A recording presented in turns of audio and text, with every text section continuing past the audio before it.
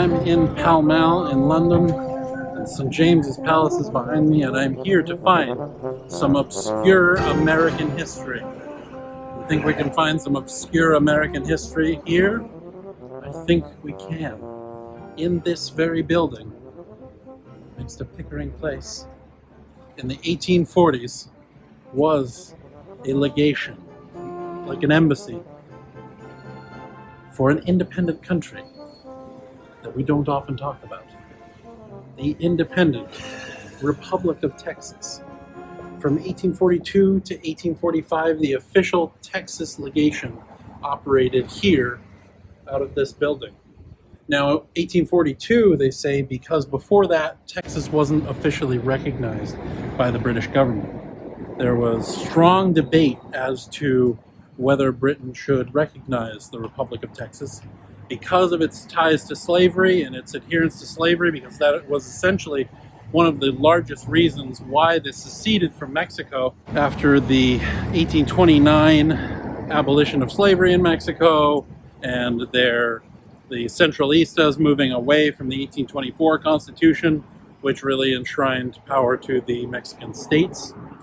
But in the 1830s, we have the Texas Revolution, and Britain, for the most part, supported Mexico. They had sold some of the best ships to the Mexican government, built by Laird and Sons, which would eventually build ships for the Confederacy. British sailors and officers worked in the Mexican Navy with these new state-of-the-art ships and cannons, and there were strong banking and strong economic ties to Mexico.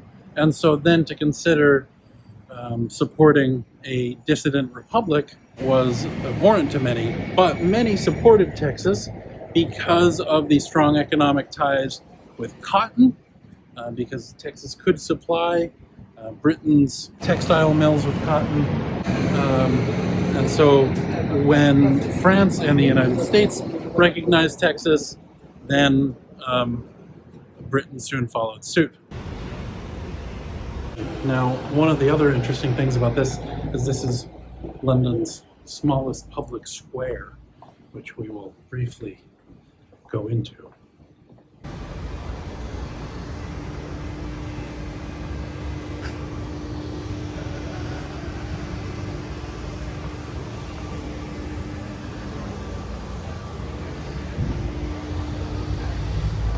Mitch, how are you? How are you? I'm really good.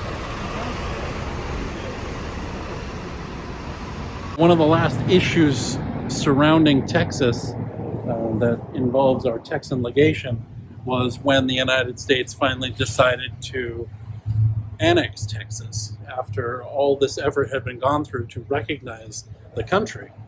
And Americans really felt like it was Britain interfering in internal affairs, even though they had just recognized a separate country. Britain's attempts to block the annexation of Texas was strongly opposed. And as soon as Texas was annexed, all these legations were told not to operate, and the British legation was no different, where these diplomats were no longer recognized. But that was the Texas Embassy, which all that is left of it. There was briefly an American-themed restaurant called the Texas Embassy in London, which was actually over by the Canada House.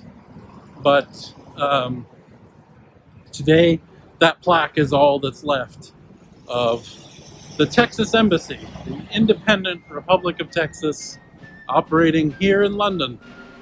That's obscure history on the docket of the Ministry for History. I am Daryl Rivers, known in genteel circles as the Lord Rivers. Let me know what you think. Should Britain have recognized the independent Republic of Texas? Should they have let America annex Texas?